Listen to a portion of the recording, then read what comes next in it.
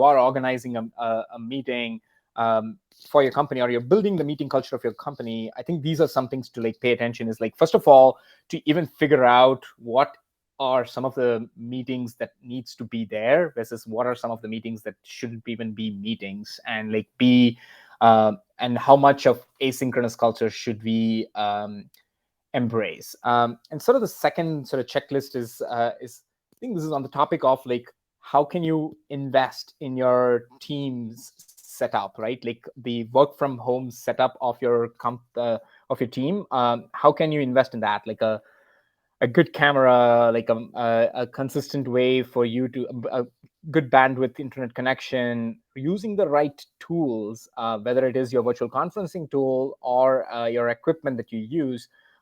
Those are a very important part of equipping your entire organization or your team for preventing meeting fatigue for sure.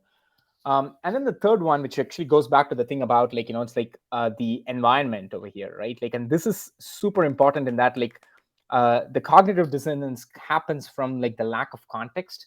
And so how can you like set your environment in a way that people are very clear as to what is happening over here? Like, for example, in this case, like it's very obvious that like, okay, I'm here in the center of this meeting, and then like Andrew's here asking the question. But not often you get that kind of visual cue when you are in a meeting, and like you're almost always in like it feels like you are on stage when you need to be like sort of sitting back and relaxing and watching it.